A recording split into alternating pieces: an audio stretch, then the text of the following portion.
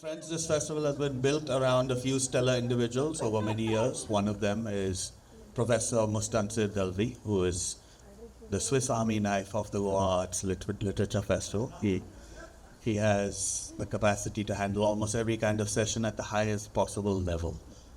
Mustansir, thank you so much for always being here for us. Please come and greet.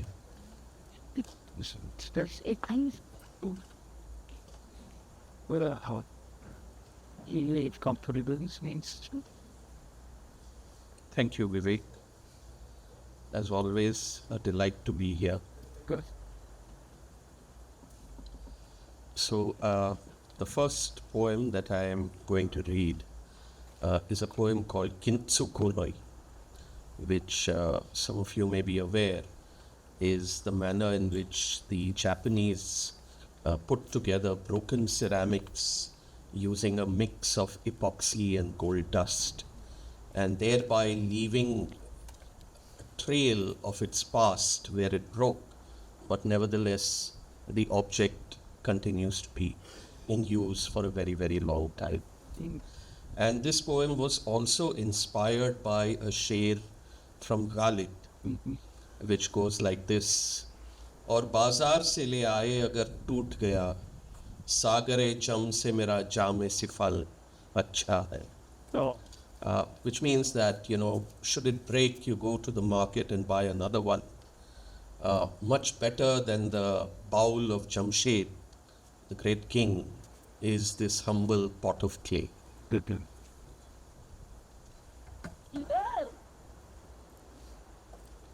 Kintsukuroi.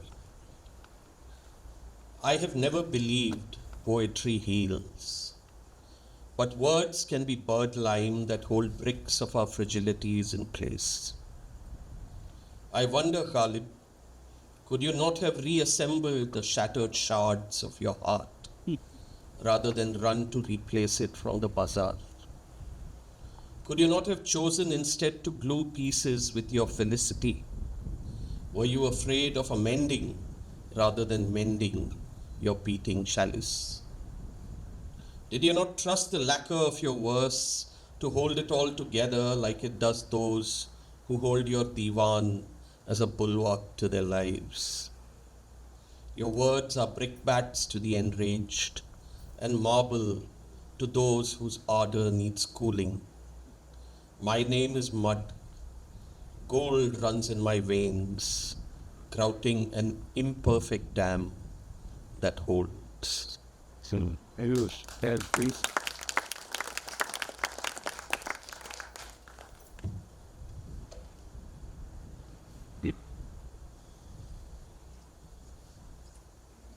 And being completely fabulously juicy but very, very finely cut slivers of pumpkin. And I begin this poem with a line from Baburnama where Babur describes India when he first comes here. And he says that Hindustan is a place of little charm. There are no good horses, meat, grapes, melons, or other fruit. There is no ice, cold water, good fruit, good food, or bread in the markets. And this is the poem. Between sorties and twice daily war rooms, the famished general finds time to kip. Lighter than air, paler than the color of dusk, slivers of pumpkin flesh rise to be enfolded into a dough thinner than a feather cirrus. Pellucid dreams of sunny Andijan summers. On the scrubs of Panipat, stale blood fills the air, chokes every orifice.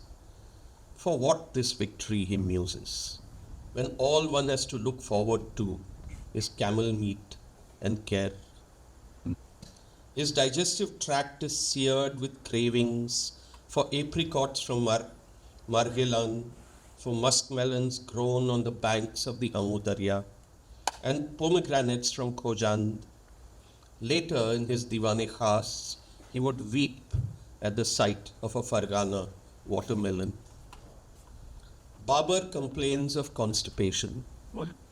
triggered through deprivation rather than dehydration. His Khansamas at their wits' end, trying to replicate a memory, steaming dumplings stuffed with stringy kaddu. You don't know. Perfect.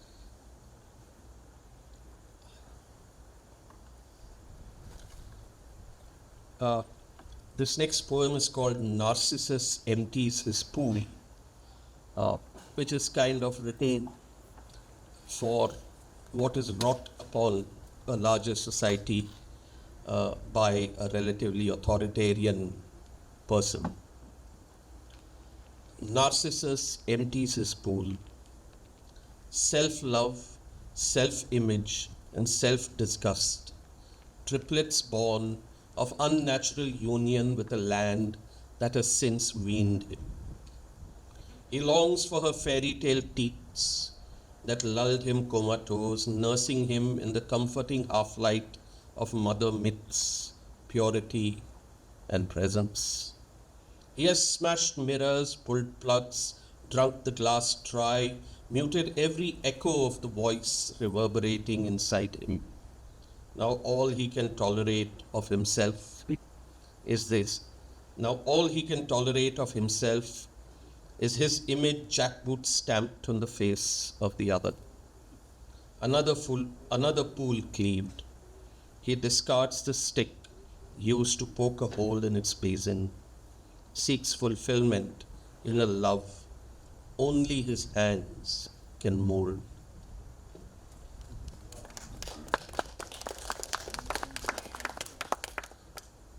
I'd like to read a poem about the dying of languages.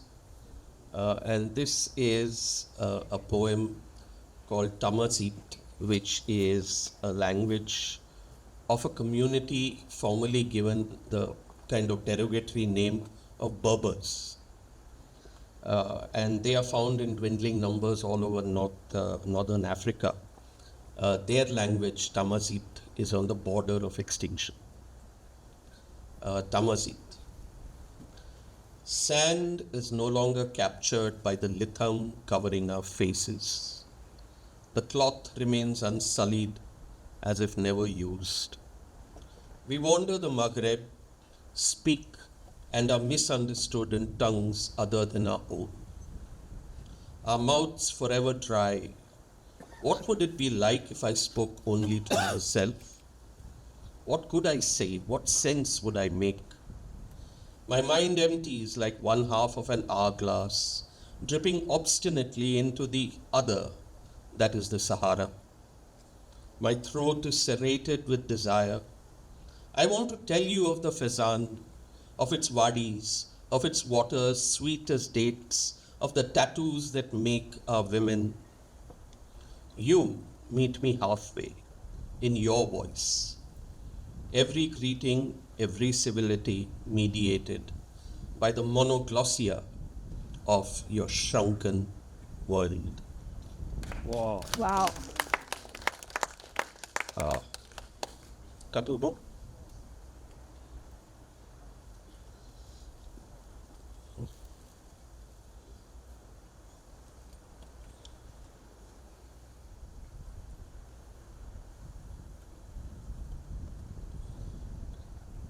Okay, this one is called Brother. I will not die in my bed of old age. Neither will you. I will die in a detention center. You will die a refugee of climate change. Shit, Henry. I will be dishoused by you. You will be dishoused despite yourself. I will die because of your bigotry. You will die because of your hubris. You could have stopped my death. You could have stopped yours. I will die swiftly, your final solution. You will linger enough to experience regret to its fullest. Wow. You are probably reading this now I'm gone. No one will read you when you are. Wow. Good turn. Okay. All right, since we talked about Bombay poets, so one should read a Bombay poem. And this one is called Bhel Puri with Putin. Maybe that should end right there. I'm subject to a swift up-down from his minders who then let me be. Neither newspaper cone nor suka puri deemed a lethal weapon. He eyes possibilities east to west. The Bhelpuri wala reads the Vita Corleone finger, pointing accurately, gathers up his favorites and gives them a hearty shake. His choice is dry. Puffed rice ruffles in the hot wind that blows in deference from the street from Crawford Market past PK Wines to the stall next to the mochi shop.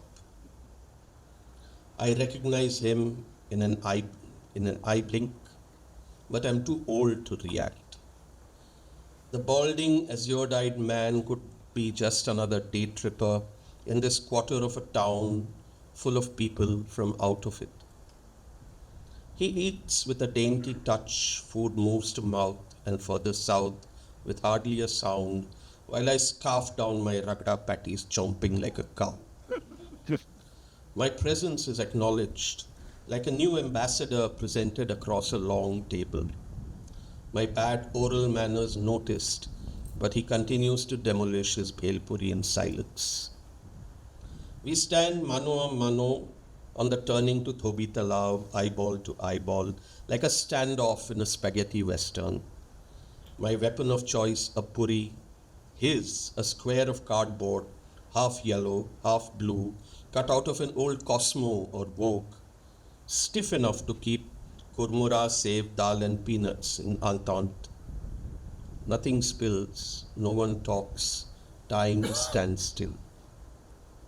Perhaps I'll dream of him tonight, spot him eating pale in his sky blue Lacoste polo neck and beige chinos, and perhaps in my dream I will ask him about his latest acquisitions, this country or that region, or maybe ways to counter NATO or stymie the EU, or strategies to suppress dissent internally, and maybe I will try to convert him to ragda patties, to its wet, gooey umaminess instead of the dry chakna he seems to prefer. Perhaps that might make him a happier person, like the rest of Bombay after they've had their mandatory 4 rounds of pani puri. Thank you.